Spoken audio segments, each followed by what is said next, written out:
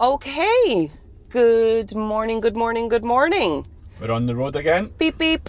Good morning. So you may notice we have a very special guest with us today. Good morning. Irina is joining us from Málaga Expat Consulting. I'm Sandra Laurie from WL Costa Properties. I'm Warner Laurie from WL Costa Properties. And today we are going to be talking about a very important topic. We are going to be talking about all things healthcare in Spain. We're driving around Benalmádena, our hometown, and we're going to be taking a look at the different hospitals in Benalmádena. And while we do that, we're going to be really jumping into healthcare in Spain and the things that you need to think about if you are starting your relocation journey to the Costa del Sol.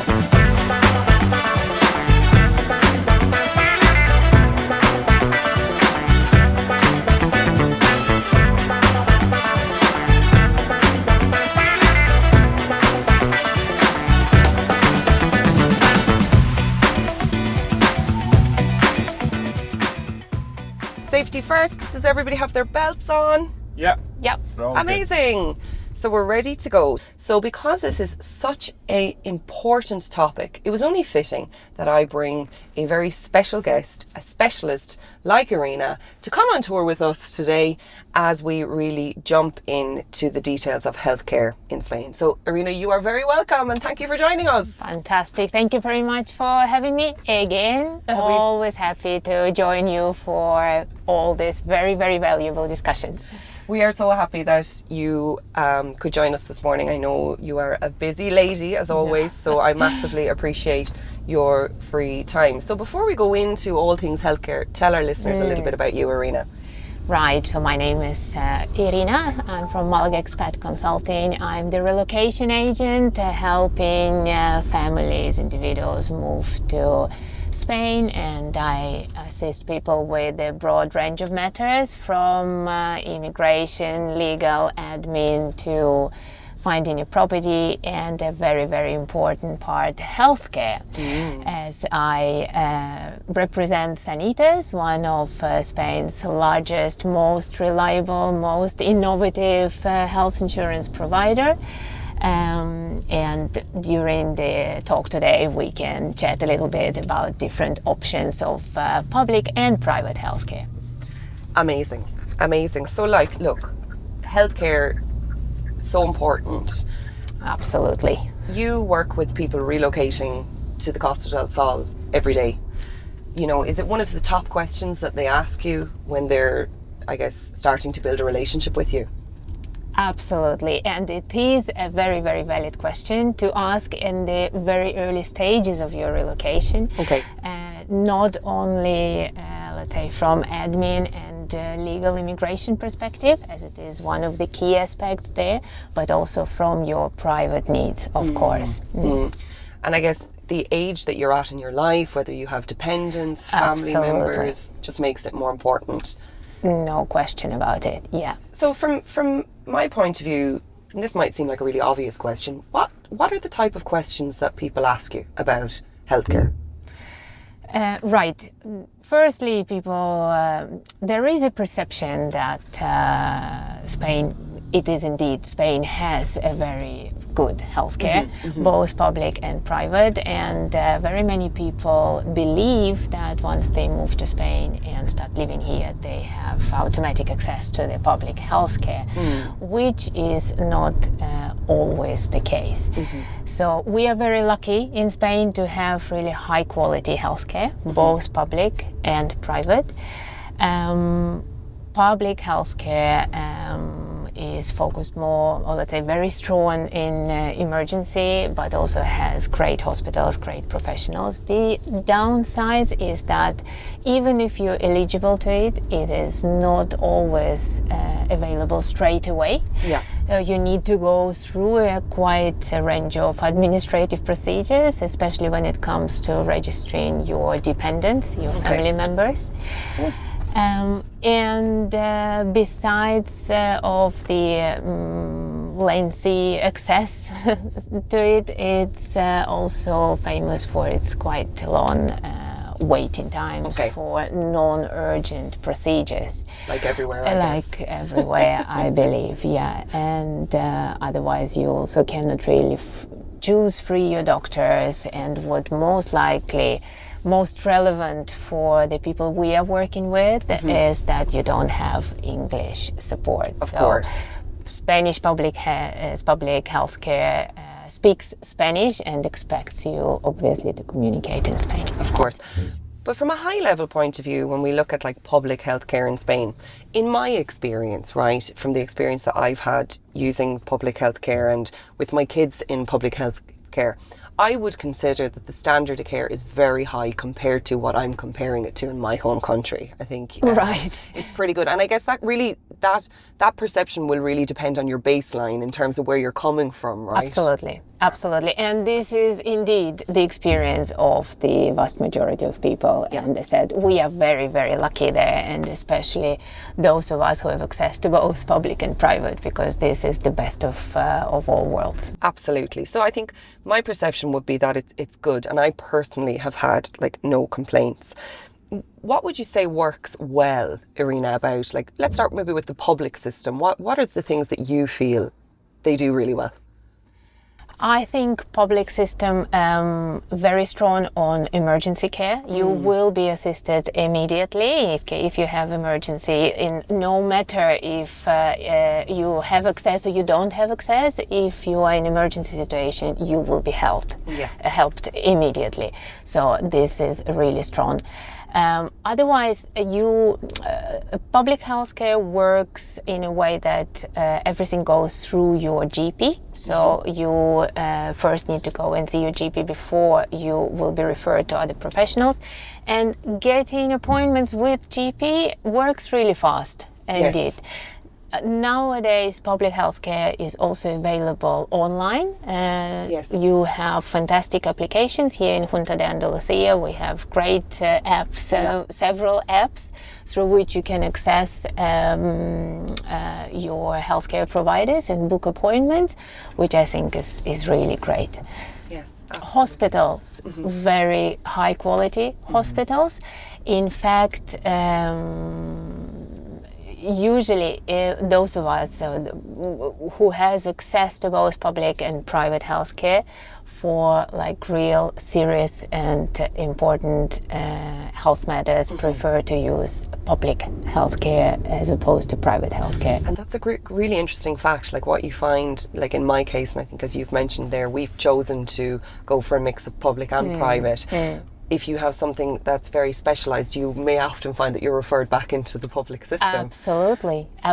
Even maternity, but even giving birth, it's you can do it 100% on private, but you will mostly find a better service on the public, and you're very often referred by private back to the public one. And that's a key difference to other countries. And I was really intrigued by that. But I think it goes back to the strength that you mentioned. It's a testament that the hospital care is very good here. Absolutely. Yeah. And spotlessly clean. Like, it is, yeah.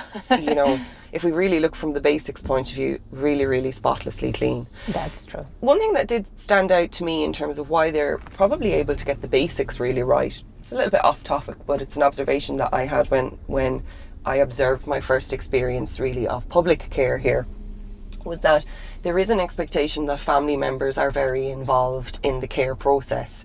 So if you are admitted for a hospital stay, that family members are there doing a lot of the work. And that's very different to where I come from. Is it? Yeah. Well, I'm not very familiar with that. I cannot comment. But indeed, here you are 100% allowed to be with your family. Yeah. With also, if you have a small child, you're allowed to stay overnight in hospital with them, in the public hospital. So that's really great. Amazing. So if we look then at this strength, we it's probably worth mentioning we have a lot of traffic today because it's market day in Benalmádena. So we're engaged in a lot of traffic as we make our way to the hospitals. So when we talk about then private healthcare, what would you say like the strengths are in that system? Right. I must say private healthcare is excellent indeed, excellent quality, and what especially stands out for is its affordability compared to very many other countries, both within Europe and beyond. It is very accessible to local residents and to expats. Public healthcare is known for its more personalized approach, a more customer-oriented approach. Like, I guess it's natural. Yeah. And of course, flexibility and speed in terms of seeing professionals. You are free to choose any professionals. You can see several professionals, so you can have several opinions, like not the second, the third, the fourth, and as many as you want. And the speed of and accessibility of those is amazing. Especially if we talk about high-level diagnostic tests, complex procedures. This is one of the downsides of the public system. Okay. Where if you need to get an MRI or a CT scan, you may be waiting for weeks or months. Which is not the case with the private healthcare. Got you. Same with the surgeries and again non-urgent procedures. On the public system, it is not unknown to wait 6 to 12 months for things like knee replacement, hip replacement, shoulder replacement, whereof in private system you can be scheduled within weeks. Okay, and we will go into more detail in a minute around like what to think about if you're coming from the EU or non-EU in terms of starting points. Right. But before we do that, as we start to kind of approach the hospitals in Benalmádena themselves, I want to talk maybe a little bit about our experience. So when we first moved to Spain, obviously because of the way I was working, we were entitled to public care, which was great. My employer, one of the benefits was private healthcare. So we had the experience of having a private healthcare, which we found really well good. And we, since that experience, always made the decision to maintain both. And the reason we did that is really from the fact that one of the things that I really like about the private hospital is the doctors will tend to speak English because they're used to servicing a more international client, right? Yeah. So you just get that peace of mind. So I think for anybody that is considering relocating from the start, that's a really important factor. 100%. Particularly if you're starting to learn Spanish, right? Absolutely. We want to be able to talk about our health conditions in the language that we're comfortable with. It is such a delicate topic, absolutely. And I guess it very much depends on the location as well. The areas which are more let's say expat friendly or more popular among expats will have more medical facilities, 100%. Hospitals with English speaking staff. So it is an important topic to consider when you're planning your relocation. Amazing. Right, so if you've been watching the area guides videos that we've been covering, you will probably identify this area. So we are now up at the Arroyo Golf urbanisation in Benalmádena.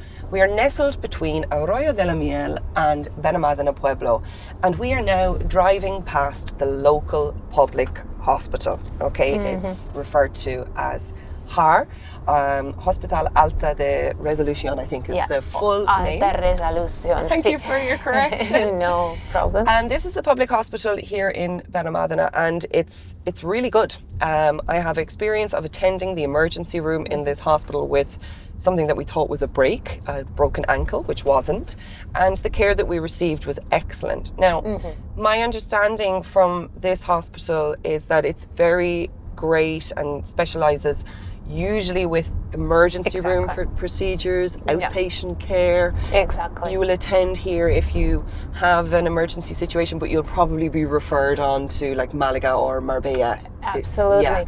The name Alta Resolución stands for high resolution. So the focus of this type of hospital is to deal with more urgent cases without ping-ponging from one place to another.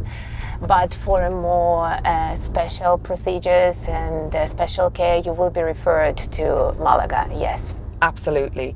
And locally, just to say, because we live in Benalmádena, the hospital has an excellent reputation.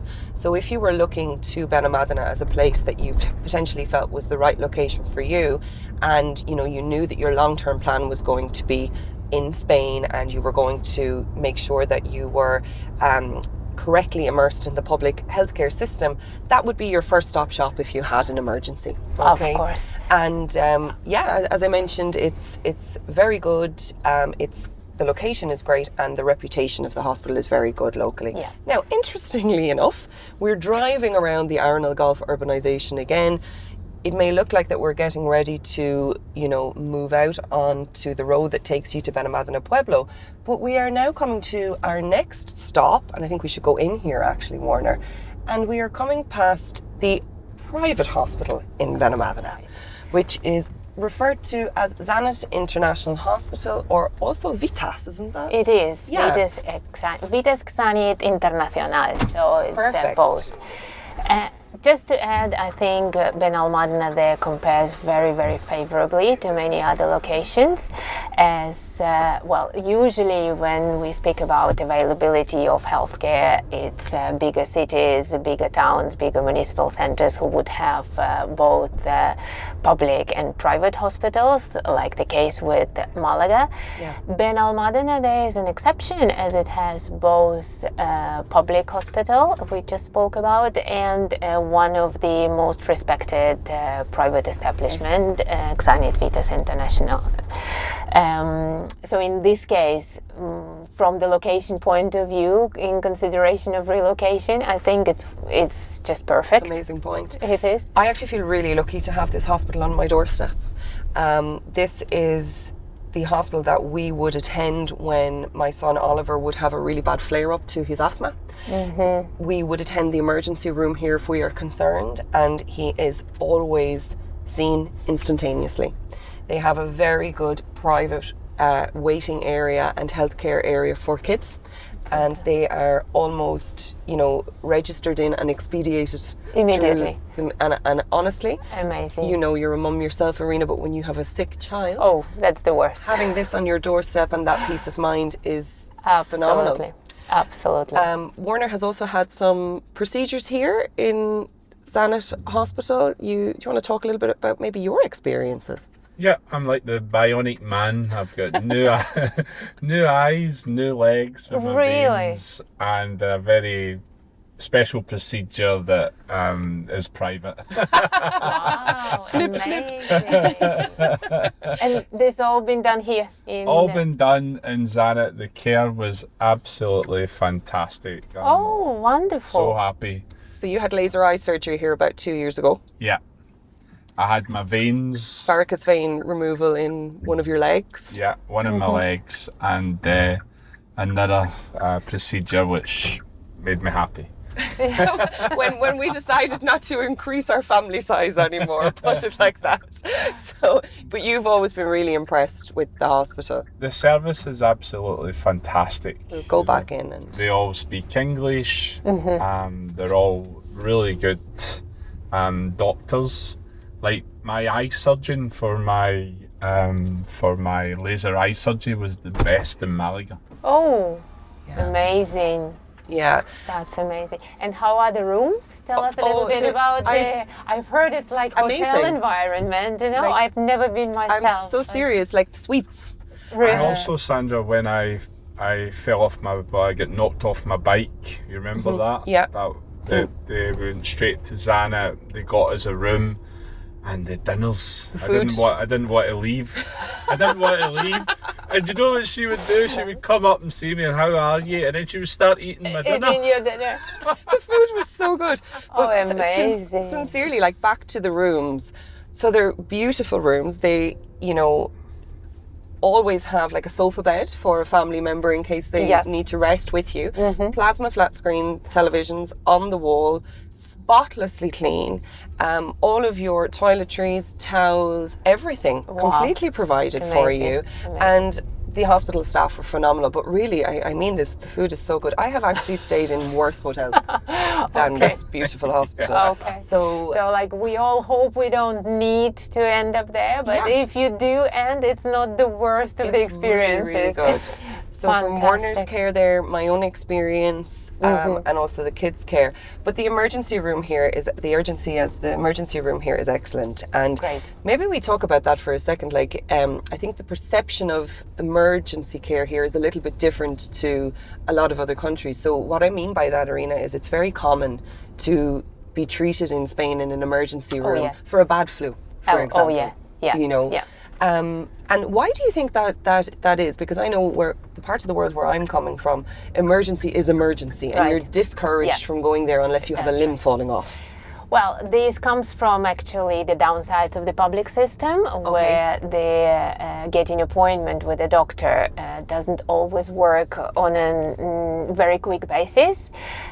So when you need to see a doctor really quickly, even if it is a flu, people tend to go to emergency, and it is considered to be normal here.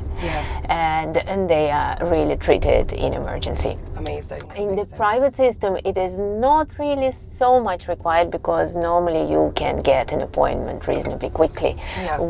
You can get appointment same day or the following day. For example, if you're using the provider like Sanitas, you would have the online app, which you would have in English, and through there you can manage all your appointments. You can find doctor. If you don't see a doctor in the center near you, you can look for other doctors nearby. So it is usually very possible to get appointment the same day. But I think what you will find in emergency are mostly Spanish people, also using private system on the same basis as they use public system. So as we mentioned, Benalmádena, amazing location because of your access to healthcare. Absolutely. Right? Yeah. And we're pulling up now in front of the private hospital.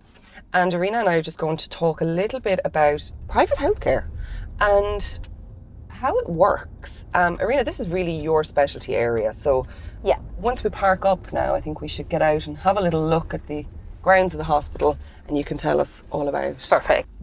So we're here at the private hospital in Benalmádena, and Irina, you are an authorised agent for Sanitas Private Healthcare. So tell us a little bit about how somebody could actually use the facilities at this hospital with private healthcare. Of course. A few words just about Sanitas. It's considered to be one of the best provider in Spain, and one of the renowned feature of Sanitas is its extensive medical network. So in fact, lots of people moving from other healthcare providers, private healthcare providers, to Sanitas are moving exactly for that reason, because Sanitas is famous for its extensive medical network.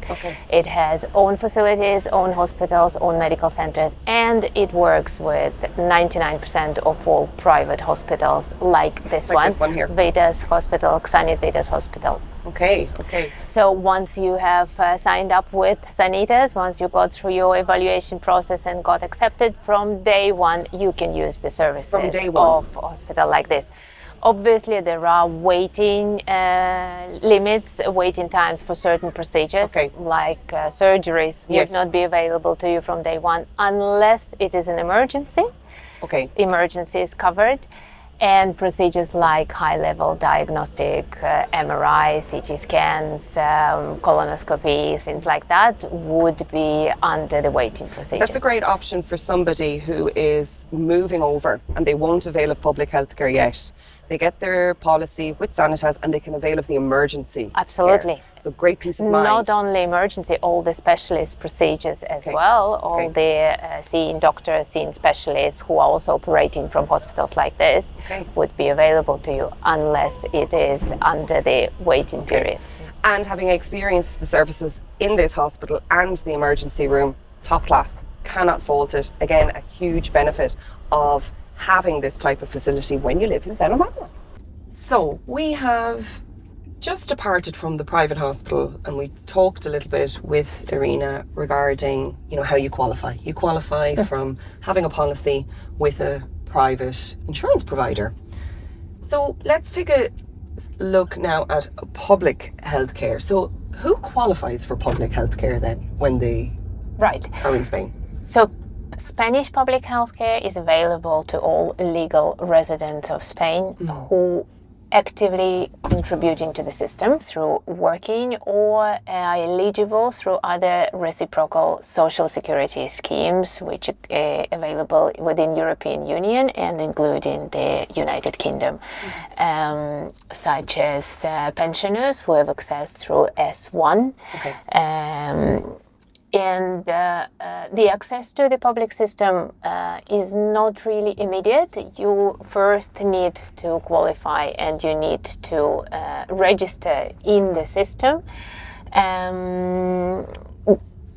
Once you have registered yourself and your direct beneficiaries, your direct family members, then you will be able to use the public system. So let's put this into context for people then. So if somebody's moving over with a family and they're intending to work here, they get a job, they get their social security number, they go and they register. What does registration look like? Okay, so once you have been registered properly in the system, let's assume all your family, you and your family, just to note, the family first would have to obtain legal residency before they can be registered as your beneficiary. So all of these processes can take time, sometimes several months. Once you have this access, you get the certificate of access to the public health care. With that and your ID documents and your proof of address in the place where you live, your municipal proof of address, which is the Certificado de Empadronamiento. With that, you go to your local health center, Centro de Salud, and there you register with the GP. You will get immediately issued the temporary card, while the permanent card, the final card, will arrive to your home address within several weeks or several months.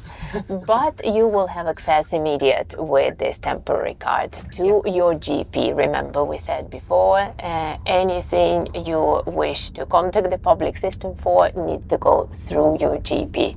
You first have appointment with your GP, they assess your situation, and then they refer you to further professionals. And this can take time, between several weeks and several months before you see the professional. So when somebody then has their medical centre and they have their GP, let's say that you're learning Spanish, right? So it is Spanish public. I know that some of the the medical centres here in Torquebrada, for example, they have a translator on duty at certain times. All right. Yeah. So that's a massive benefit for people. You can go to the centre during the hours that the voluntary translator is there, and that person is available to support you. So I imagine by your reaction there that that's not a common service. No, okay. No, absolutely not. That's another big point for Benalmádena. Yeah.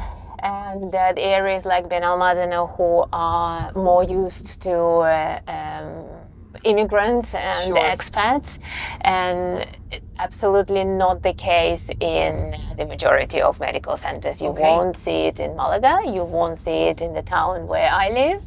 In fact, it's the other way around. It is stated the sign of we do not speak English here. If you need assistance in English, bring an interpreter. So yeah, that's not very common and a huge plus for Benalmádena. Yeah, and if we go back then, so when it gets to the point of you find your property, rental or permanent, you go and you get your empadronamiento, and then you will know from that point then what medical centre to register depending on what's in your area. So if you want to use public healthcare, it's probably a good idea to research the local medical centres first, understand if they provide services like a translation, and then maybe decide where you want to live. Oh, absolutely. This is a very good point anyhow when you prepare for your relocation, and I do mention it to all my clients, especially in the situation where you have to rely on continuous health service and medical care. You need to research what is available to you both from the public point of view in case you're eligible and from the private. as the availability and accessibility of medical centers is easier in bigger places, in bigger towns and cities. And if you choose to live somewhere more remote, you need to rely on traveling. Sure. And there you need to be able to see if you have good connectivity, public transport connectivity, which again brings me to a huge advantage Benalmádena has, as it has a fantastic public transport link to Málaga. Yeah. There is a train going, so even if you need to go and see more specialized places and hospitals, you have much easier access to Málaga than from some more remote location. Absolutely. And you know, that's a huge, really thank you for mentioning that, because that's not, maybe I'm not at the stage of my life yet, thank God, that I have a lot of health issues to consider, but I will get to, hopefully, get to a point in my life where I will get older and naturally maybe need a little bit more attention to healthcare. That's something that absolutely to consider. Am I close to other hospitals in case I have a referral? You know, all of those things are super important. Exactly. Especially if you're in a foreign country, you cannot rely on support maybe from your family. Yes. And you only need to rely on your own possibilities, and then that's very important of how easily you can access to such services. Another massive benefit for Benalmádena in terms of how centrally located it is. Absolutely. Now, when it comes to registering, I can't even speak English today, registrations in the public system, is there anything else that you think it's important for people to note?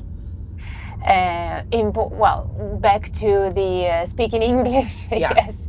In cases like Benalmádena, obviously you are helped, but in other locations you will have to count with either speaking Spanish or bringing somebody with you who does. That you trust and you're comfortable with, I guess, in that situation. Yeah. And that's interesting because we mentioned the medical centre in Torquebrada. We're actually just driving into that area now. So in that area, from a real estate point of view, you'll have a lot of apartments, particularly around golf courses and townhouses.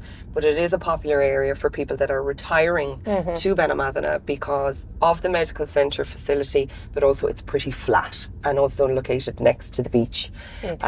Also on the main bus route. You know, again, if you don't want to drive, or if you're at that stage of your life where you're tired of driving, that's going to be important for you from a healthcare point of view, because the bus routes will connect you into Málaga City. So great things to think about there as well. Okay, I think something that we see a lot, Warner, when it comes to our clients, particularly if they're not coming from the EU, they're really worried about healthcare and they really want to understand early on how healthcare is going to work for them. Correct. So can you, I guess, bring me through a dummy guide of that? I know when it comes to healthcare, that's hard because it's a complex topic. But if we were to really simplify, if somebody's moving from a non-EU state, what do they need to think about? Okay. I think a very important point here to mention is whether you're coming from EU or non-EU, no matter, and you are intending to reside permanently in Spain or reside longer than 90 days in Spain, you have to obtain your residency permit.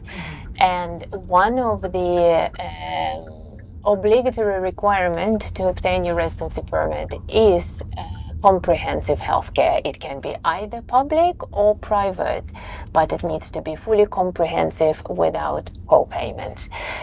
Again, would like to repeat, it's applicable to all, whether you are EU or non-EU. Now, the difference is whether you have access to the public healthcare. As we discussed already before, it would be people mostly who work. People coming from non-EU countries are usually applying for non-working visas, like non-lucrative visa, student visa, with exception to digital nomad visa, which is a working visa. But again, not every type of digital nomad will give you access to the public healthcare. So in this case, you are obliged to contract a comprehensive private health insurance without co-payments. This is not a luxury and not even a choice, it is a legal requirement. So without co-payments, what does that without any excess. It means Okay. that all services are covered without any limitation on financial participation, I see. That makes sense. which makes it as close as possible to the public cover that you get. Okay. So that's really important for people. It is. If somebody is in that situation and maybe they haven't had the best medical history, what would you advise them to do first? Another very, very important topic. Medical centre here as we drive past. This is the Torquebrada one. Sorry, Arena. Yeah, I've been here, by the way, with some clients, and now I remember it was there stated that the translators are available. I was so surprised to see that. In the reception, it's a brilliant benefit. Yeah, it is, absolutely. Sorry, so let's take a step back to if you're relocating and you haven't really had the best medical history. Indeed. So if you are not eligible to public healthcare, which would never do any exclusions, you need to check very carefully if you at all will qualify to get access through the private healthcare, because every private health insurance provider will make you go through the medical evaluation where you would need to declare your medical history, and depending on this medical history you may be rejected the cover at all. If this is the case and you do not have access to the public health care, unfortunately your relocation would not be possible, because you would not be legally able to obtain your residency status here. Okay. So again, one of the things to verify and check before you even plan your relocation, if you have access to the public or private healthcare, and with a private, reconfirm if you will be eligible. Now, depending on some of the medical conditions, you still would get access to the system. With exclusion of those conditions. This is not a problem from the immigration point of view, as you still will have cover, but be prepared that those conditions will not be covered. I understand. Now, if somebody is going through the non-lucrative visa process, let's say, for example, and, they already have existing health insurance cover in their own country, is that sufficient? No, it's another good point. The health cover needs to be operating in Spain. It needs to be an authorized healthcare provider here in Spain. That brings me to a next point to mention, also related to EU citizens who come here and believe they would be covered through their public healthcare access from another EU country. So they hold the EHICAT or GHIC card, and this gives them indeed access to the public system, but only for temporary stay. These temporary stays are maximum 90 days. After this, if you're staying longer, you need to have access to the local system of Spain. This is applicable both to the public system and the private system. I now and then have clients who come and say, I have a fantastic private insurance back in my country, which covers me worldwide. This private insurance will cover you worldwide only for temporary stays, for the visits of up to 90 days. This is applicable to all private insurance as well, same as with public. Okay, so that is would I be correct in saying that is an assumption that people make incorrectly? Very often, very often. Okay, very interesting. Warner, you mentioned that, some questions that you find your clients ask you. Yeah, I had a client last week call me, and he was from Northern Ireland, and what he'd done was, obviously because of Brexit, he got the Irish passport because his he was dad entitled. was Irish. So he thought, because he had an Irish passport, that he would be able to get the public system in Spain automatically, even though he hasn't lived probably in an EU country. He thought because he had the Irish passport, he would be automatically into that. So I said, That's a very good question, and I know a lot of people from Northern Ireland are getting Irish passports. And also he was the bionic man. He had a lot of conditions as well, and he was thinking about relocating to Spain. And I didn't have an answer for him. I didn't really know what it was, so that was a question they had. That's right. No, unfortunately, he would not be automatically entitled to the public health system here. Absolutely not. That's what we discussed already before. You need to either contribute to the system or have access through a reciprocal agreement and S1 forms. And a question with him as well, if he has ongoing medical, would he be able to get private? It depends on the medical conditions he has. So he would need to go through the evaluation process with a company like Sanitas, and they would be able to confirm the final terms and conditions. Usually, the pre-existing conditions are excluded with some exceptions. For example, diabetes can be covered with an extra surcharge, but it can be covered. And a few other conditions, thyroid-related conditions can be covered. But other conditions and medical history that you've had normally would be excluded from the coverage. And I guess in those type of situations with our clients, there's potentially two scenarios. There's somebody who's buying a second home that only plans to come here for certain points of the year.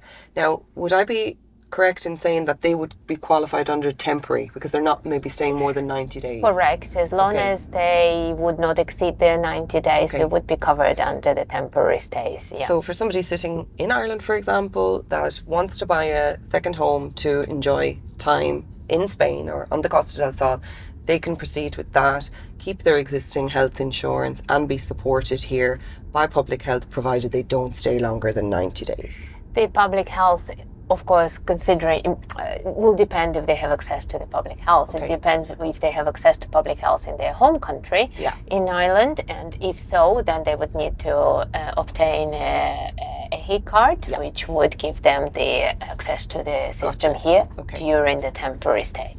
Same applicable to their private insurance provider in Ireland, for example. They would need to check what level of insurance they have and if this insurance covers them for situations abroad, then it would be again under the 90 days. So let's talk through then, I guess, the same scenario if you're coming from a non-EU country. Correct. Like, what do I do? Okay.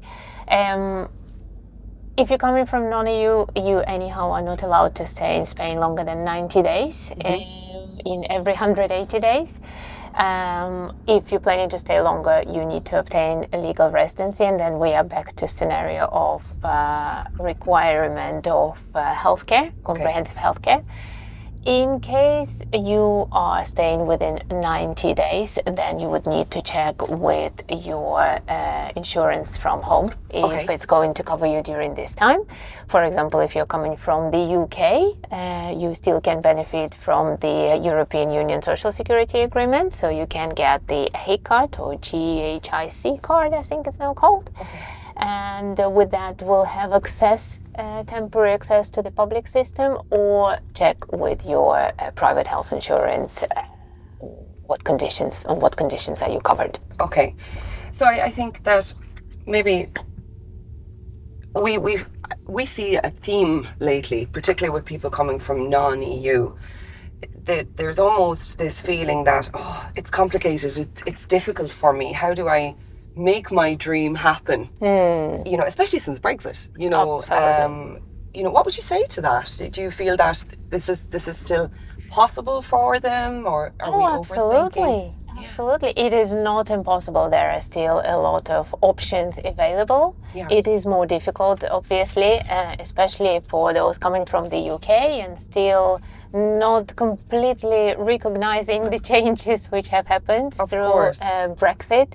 But it is absolutely possible. It depends on each individual situation and what your possibilities are, also what your objectives and plans for Spain are. It is more difficult than if you're coming from the EU country, but it is realistic. Amazing. So interesting, so insightful. Lots to think about. Irina, if you were to give somebody, I guess, your best pieces of advice. Right, when we talk about healthcare. When we talk about healthcare.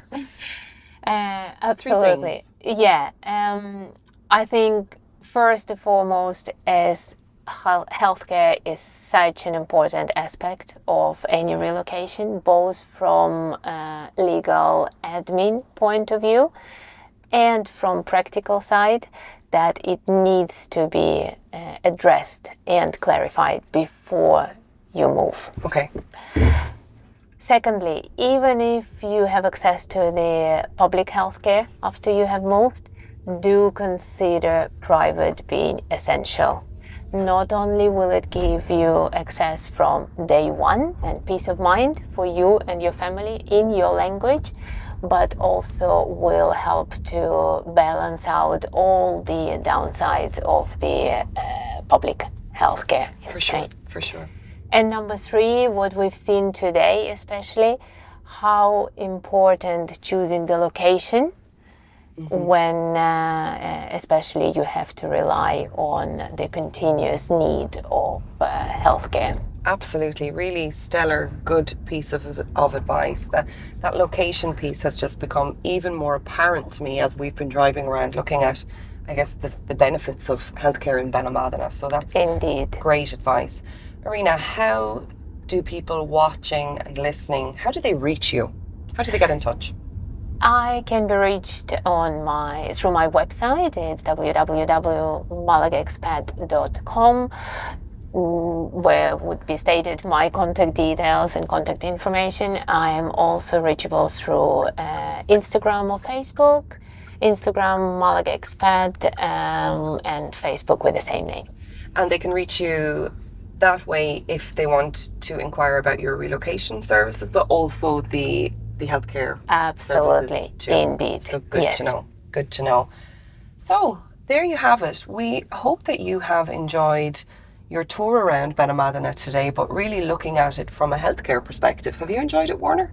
Yep, it's been great, and I have a lot of information now. If clients ask me, Yes. then I can give them Irina's number or the stuff that I know. Absolutely. So that they can make a choice. And Irina, your thoughts on our Benalmádena tour today?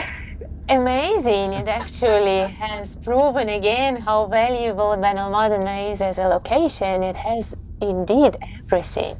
It really does. Everything. And I think irrelevant of what stage in life you're at, it really does have everything. But really from a healthcare point of view, it's absolutely incredibly well structured and it is set up. It is. And not only from healthcare, as we know. Yeah. Also education, healthcare, facilities, location in terms of free time, beach, properties. Absolutely. Connection to transportation, public transport connection to Malaga. It's amazing. It's one of the gems, yeah. It is, and I think people sometimes forget about the benefits of Benalmádena being on the train line, with the train line running from Malaga to it's such a huge advantage. Massive. Particularly if you're just past that stage of life where just driving is not what you want to do anymore, right? Of course. Look, great information shared. Again, massive education for me. Every day is a school day. If you have enjoyed this video, please remember to like and subscribe. Subscribing to these videos helps other people find them and also helps us know that you like this type of content. So enjoy, like and subscribe, and we'll see you on the next one. Thank you for stopping by. Hasta luego. Bye bye.